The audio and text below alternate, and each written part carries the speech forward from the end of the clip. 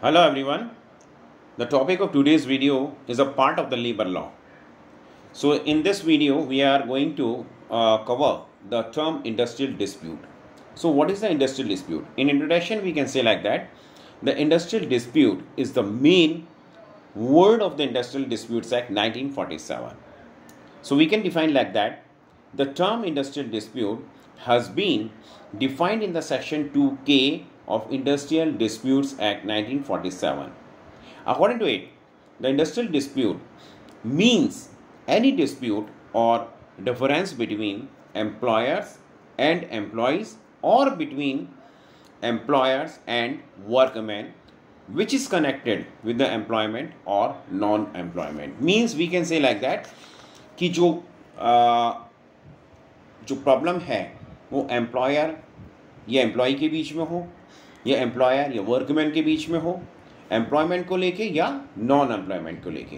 So what are the essential elements. तो इसमें से अगर हम डेफिनेशन में से इफ़ वी फाइंड आउट कि what are the essential elements, तो उसमें क्या निकल के आते हैं. जैसे dispute, employer, employee, employment, interest. These are the essential elements which we can find out from the definition. तो इसका जो फेमस केस लॉ था वो क्या था. फेडस Lloyd corporation limited versus governor of Delhi 1970.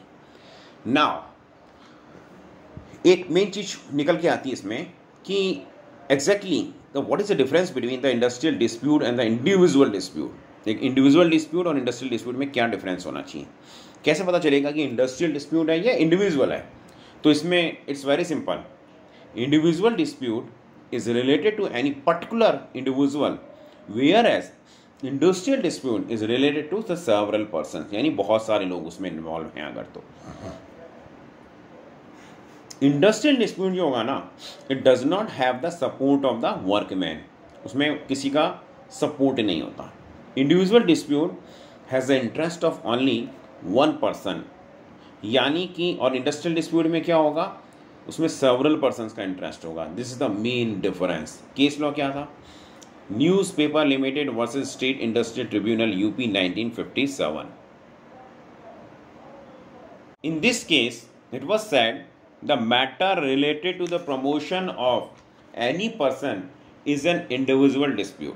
Now the second जो चीज हमारे दिमाग में आती है कि फिर इंडिविजुअल जो डिस्प्यूट है वो इंडस्ट्रियल डिस्प्यूट कैसे होगा. यानी when individual dispute becomes industrial dispute, it's very simple.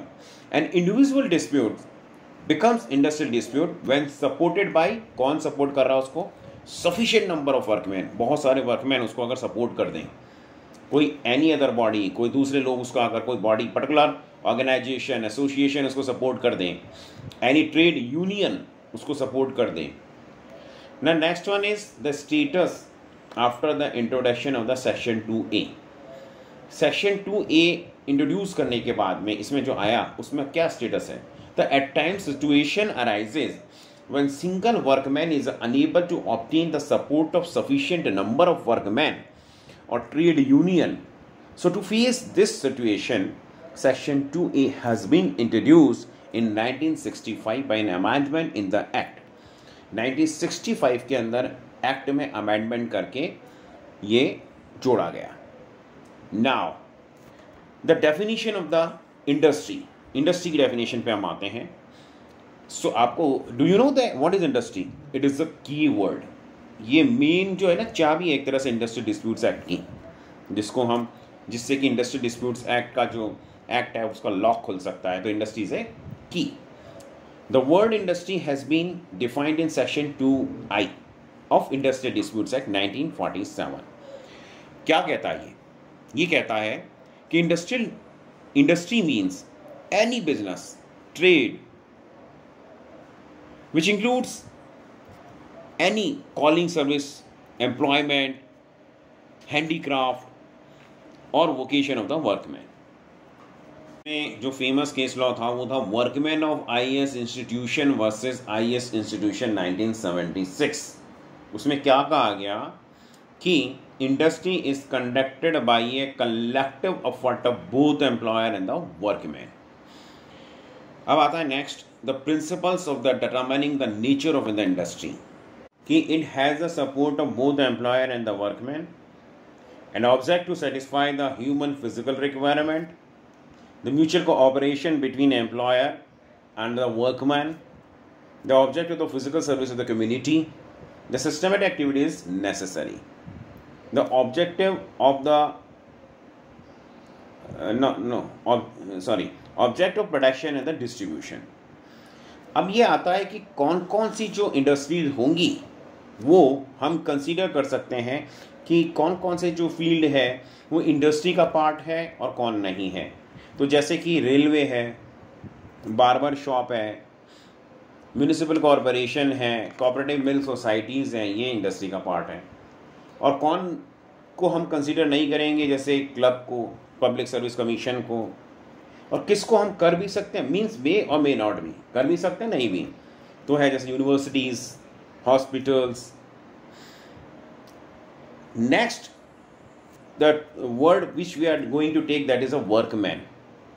अब इसी पार्ट में इंडस्ट्रियल डिस्प्यूट्स एक्ट के अंदर वर्कमैन भी एक बहुत ही पर्टिकुलर वर्ड है जो एक बहुत ही अच्छा उसके अंदर एक पार्ट रोल प्ले करता है, मेन पार्ट कह सकते हैं। तो workman is the base of the industry, क्योंकि जो इंडस्ट्री को चलाता कौन है, वर्कमैन। तो इट इज़ अ बेस, एक तरह से पिलर है, ये व्हील है, ये व्हील्स है, not a pillar, it is a wheel, न तो जिसके ऊपर इंडस्ट्री चलती हैं, जो इंडस्ट्रीज को चलाते हैं वो है workman. So it is a workman who provides labour to the industry. यानी आप ये कह दें कि जो एम्प्लॉयर है वो एक तरह से सेंट्रल मैनेजमेंट है, ऊपर से ड्राइव कर रहा गाड़ी को, ठीक है ना, लेकिन जो नीचे व्हील है जिसको चला रहे हैं वो कौन है, वर्कमैन। तो डेफिनेशन वर्कमैन की क्या आएगी, डेफिनेशन आएगी वर्कमैन की, the word workman has been defined in section 2A of the industrial disputes act 1947 and according to it the workman means any person employed in any industry to do any manual, unskilled, skilled, technical, operational, clerical or supervisory work for him or reward whether the terms of the employment be express or implied. तो अब ये आएगा कि workman के principles क्या हैं। The nature of the work is an important for the determination of the workman. Next question जो कि हमारे दिमाग में अराइज होता है कि आखिर कोई भी इंडस्ट्री के अंदर हम वर्कमैन नाम का जो वर्ड है किसके लिए यूज़ में लेंगे, यानी वर्कमैन किसको कहेंगे, यानी who can be called workman. अब इंडस्ट्री के अंदर बहुत सारे लोग हैं, so many persons are working in the industry, तो every man can not be called the workman. हर किसी को तो वर्कमैन कह नहीं सकते, तो किसको हम वर्कमैन कहेंगे, यानी who will be entitled to call workman और who will not be entitled to call workman.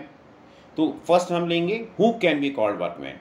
So who is employed in the any industry, यानी किसी इंडस्ट्री के अंदर एम्प्लॉय हो, who obtain the salary of the more than 500 और the more, 500 रुपये से ऊपर ज़्यादा की सैलरी हो उसकी या उससे ज़्यादा हो, who perform the daily manual, mechanical और द क्लैरिकल वर्क, जो कि मैकेनिकल या क्लैरिकल वर्क करता हो, कैनॉट अपॉइंट और द डिसमिस एनी अदर, यानी जिसके पास ऐसी कोई पावर नहीं है जिससे कि वो किसी को डिसमिस कर सके या फिर अपॉइंट कर सके।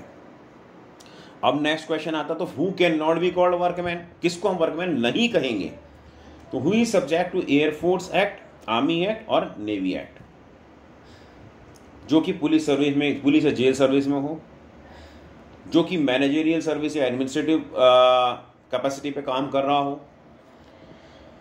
हम नेक्स्ट एक और चीज़ इसमें दिमाग में आती है, तो फिर ऐसा है कि जो एक ये आता है कि कौन ऐसे व्यक्ति होंगे जिनको हम वर्कमैन कह भी सकते हैं और नहीं भी कह सकते हैं। तो उसमें आता है priest of the temple, headmaster of the school, advocate, teacher in the school, इनको हम कह भी सकते हैं, नहीं भी कह सकते हैं। तो इसमें एक फेमस केस लॉ था Devendra Singh versus municipal council Sunor 2011। इसमें सुप्रीम कोर्ट ने कहा, यानी कि उन्होंने जो सुप्रीम कोर्ट ने ये कंसीडर किया और बताया कि वर्कमैन के बारे में कि पार्ट टाइम एम्प्लॉय भी वर्कमैन हो सकते हैं, जो कॉन्ट्रैक्ट बेसिस पे काम कर रहे हैं वो भी हो सकते हैं और कैजुअल एम्प्लॉय भी हो सकते हैं। इसी चेन के अंदर जब हम बात कर रहे हैं इंडस्ट्रियल डिस्प्यूट के बारे में, तो एक बहुत ही महत्वपूर्ण वर्ड आता है। आप सो मैनी मूवीज़ के अंदर आपने देखा होगा कि कई बार जो है ट्रेड यूनियन के साथ में या वर्कमैन जो होते हैं ना, वो स्ट्राइक पे चले जाते हैं। इससे क्या होता है, फैक्ट्रीज वगैरह का काम अफेक्टेड हो जाता है। एम्प्लॉयर्स उनको कहते हैं कि आ जाओ काम पे, वो स्ट्राइक करते हैं कि अपनी डिमांड को फुलफ़िल करने के लिए। कभी क्या होता है, डिमांड फुलफ़िल हो जाती है, कभी इलीगल डिमांड्स होती हैं तो फुलफ़िल नहीं होती हैं। तो कैसे, मतलब अब एग्जैक्टली हम डिफाइन करेंगे एग्जैक्टली स्ट्राइक है क्या चीज़ और उसके कॉन्सिक्वेंसेस क्या हो सकते हैं, यानी उसका अगर स्ट्राइक है तो उसके बाद में क्या उससे नुकसान फ़ायदे कुछ भी जो भी आप कह सकें, यानी कॉन्सिक्वेंसेस क्या हो सकते हैं, आफ्टर इफेक्ट्स। सबसे पहले है कि स्ट्राइक होती क्या चीज़ है। तो इंट्रोडक्शन में we can say the strike is done by the workman to enforce their demands. वो कोई भी अपनी डिमांड्स को फुलफिल कराने के लिए जो भी करेंगे, जो उनके पास वेपन है, that can be in what the weapon in their hand, that is a strike. So it may be legal और इलीगल, दोनों हो सकती है। तो इसको किस तरह से हमने डिफाइन किया है, तो इसको डिफाइन किया गया है सेक्शन 2Q में ऑफ इंडस्ट्रियल डिस्प्यूट्स एक्ट के 1947 में, जो कहता है कि cessation of the work by a body of persons employed in any industry acting in the combination और द कंसर्न्ड रिफ्यूजल। आता है कि अगर भाई स्ट्राइक तो हो गई, अब इसके जो अपन सिम्टम्स कह सकते हैं कि इसमें क्या होना चाहिए, क्या सिम्टम्स होंगे। तो स्ट्राइक्स जो है वो इंडस्ट्री के अंदर होगी। Strike request in industry, workman employed in industry has collectively cease to the work, यानी सबने मिलकर के उसको किया हो। The group of workman has refuse to continue to work. And next आता है intention to refuse to do work to enforce the demands. इसमें एक फेमस केस लॉ था, Patiala cement company limited versus workman 1955। उसमें क्या कहा गया कि there is no limit for the period of the strike, cessation of the work for the 30 minutes was also held to be strike. यानी strike की कोई एक वर्ड, स्ट्राइक जो वर्ड है ना, उसका एक पर्टिकुलर वो नहीं है। 30 मिनट्स भी अगर काम रोक दिया गया ना, तो हम स्ट्राइक की कैटेगरी में डाल सकते हैं।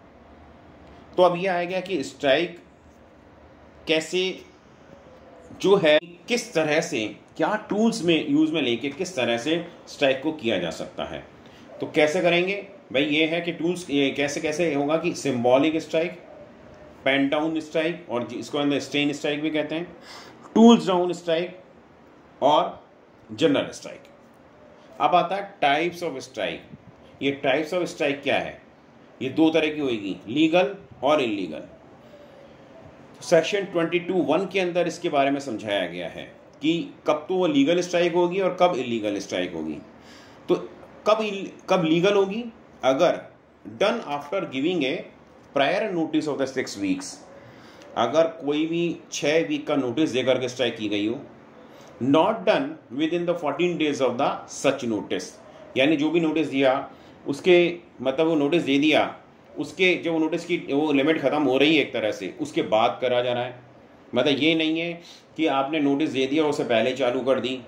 अगर पहले चालू कर दी, यानी not done before the date mentioned in the notice, जो आपने नोटिस में डेट मेंशन करी है उससे पहले नहीं होनी चाहिए। Not done during the pendency of any conciliation, यानी कोई कॉन्सिलिएशन चल रहा है बीच में, कोई किसी भी तरह का कुछ बीच में बचाव का चल रहा है, मतलब कोई बातचीत चल रही है बीच में, कोई थर्ड पर्सन आकर के बात कर रहा है, दैट इज कॉन्सिलिएटर। अगर वो आके बात कर रहा है तो उसके बीच में स्ट्राइक चालू कर दी तो वो जो है वो लीगल स्ट्राइक, यानी जब कॉन्सिलिएशन की बातचीत चल रही है तब नहीं करनी है ना।